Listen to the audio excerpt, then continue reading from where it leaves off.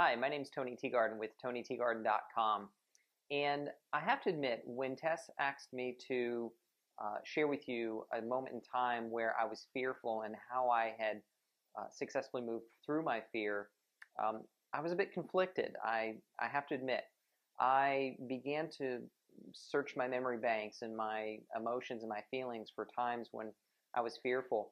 And I believe an important distinction to make before I share with you some things is that there is a difference between being truly fearful and fearful for your life, let's say for an example, and manufacturing your fear. And I can certainly state that there have been times I have been very fearful and where fear has served me and keeping me safe, which is the primary function of fear. However, I can also state that it has created a lot of self-limiting experiences in my life that because I've created this manufactured fear. So I want to share with you a particular moment in time where I was actually fearful and a time that I had manufactured my fear. And so hopefully this will serve you in the process. So first and foremost, I can remember a time when I was 7 years old where I was actually went through some really bad child abuse. I was about 7 years old, and I can remember quite a few experiences there within about a 5-month period of time where I had 38 stitches in my forehead due to the abuse. I had also experienced a 44 Magnum being shoved in my mouth, and some very traumatizing experiences like that as a 7-year-old. Now, I can assure you, I was very fearful in those moments in times, and that actually probably helped me develop some manufactured fear later on in life that I eventually had to work through and successfully have done so. And so, how do you deal with those at such a young age? Well, it's really difficult too.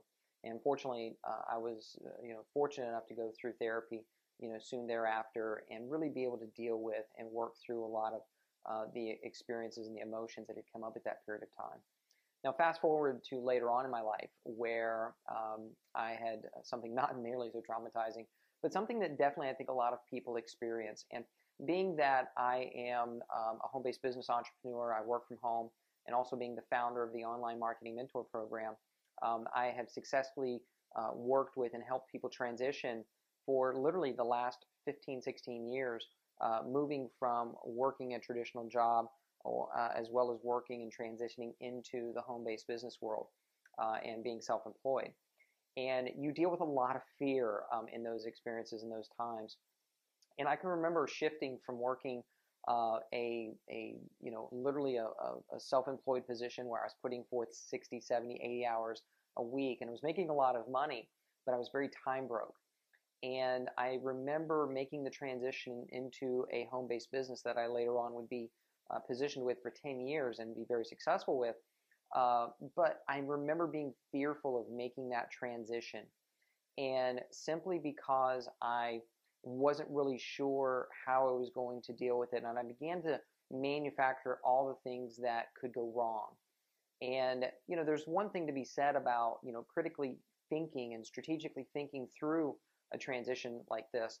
But I can assure you that there are a lot of manufactured fears that came up for me, like, well, what if I'm not successful? Or what if I fall flat on my face? And what are people going to say about me when they find out that I'm working a home-based business? And all of these fears began to come up for me.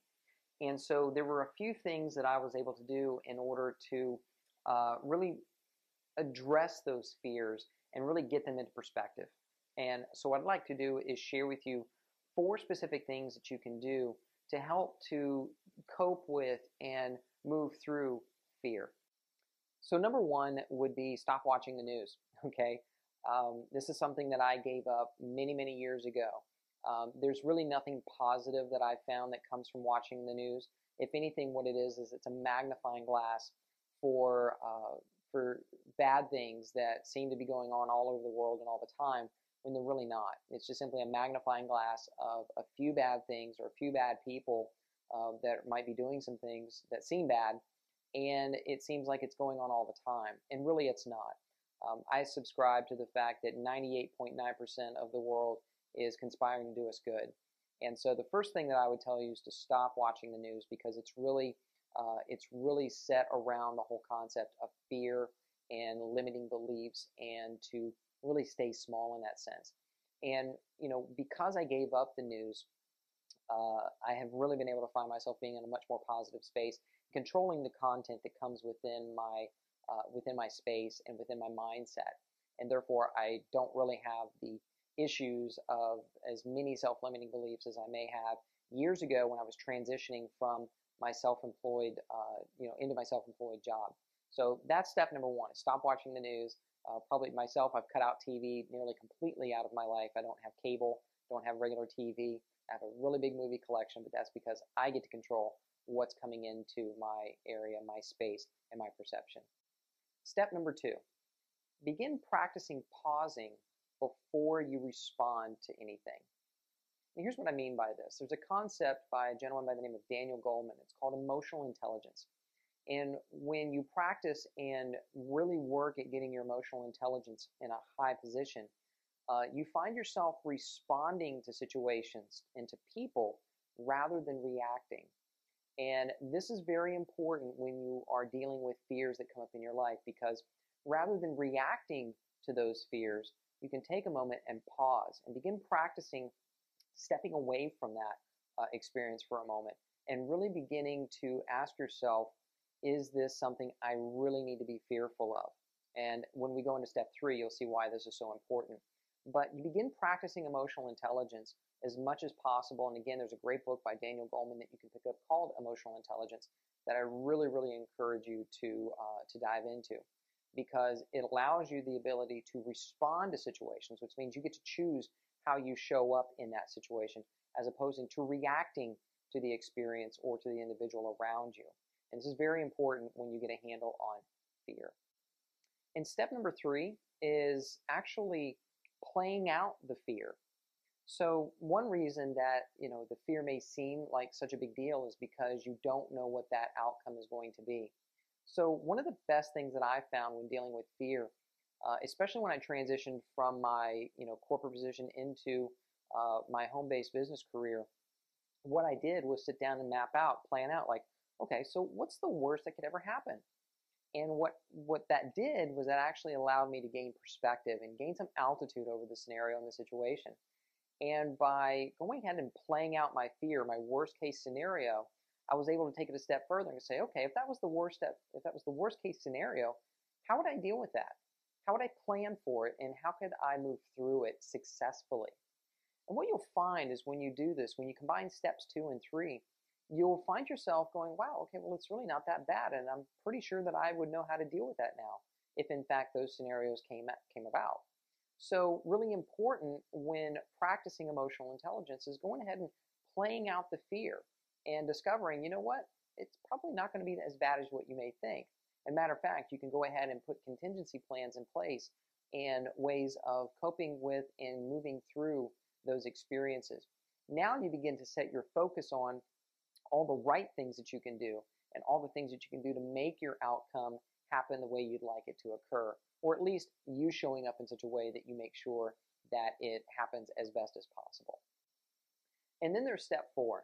In step 4, if you need to, you can take it just a step further, is to simply disassociate from the fear. And here's what I mean by this. I don't mean run away from it or pretend it's not there. What I mean is that if you look at the experience, you'll find that many times emotion and the fear comes up because you're picturing something in your brain, or you're picturing something in your mind, and you're actually seeing this experience through your own eyes, and therefore you have an emotional response, or you're much more susceptible to have an emotional response. What you can do is actually picture yourself in the experience.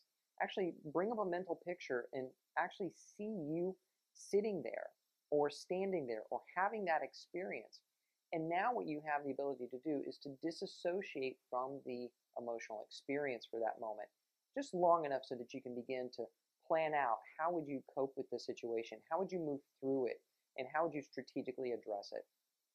So these 4 steps are what I utilize on a pretty much weekly basis, because there's always something comes up that I find that I become fearful, or something comes up that I begin to maybe feel some sort of anxiety around. It's natural. It's going to happen on occasion, especially if you're really stepping out there and stepping beyond your comfortable zone, so to speak. So these 4 steps I hope are helpful to you. Just to kind of go back a little bit, when I utilized these steps in transitioning from my corporate position into my home-based entrepreneur position, I was very successful, matter of fact. And it didn't come without challenges, but I was certainly able to align myself and move through a lot of those experiences and have a lot of growth experiences by working from home now. And I certainly enjoy it. It's been very, very prosperous. And I really enjoy being able to have my own time and control my own destiny. But it's because I have been able to keep fear in perspective, knowing that there are times that it serves me, and being able to step back and realize, hey, am I manufacturing this fear, and is it really, really helping me, or is it really holding me back? So with that, I hope this video has been successfully helpful to you, and I look forward to seeing you very soon and hopefully working with you in the future. Bye-bye.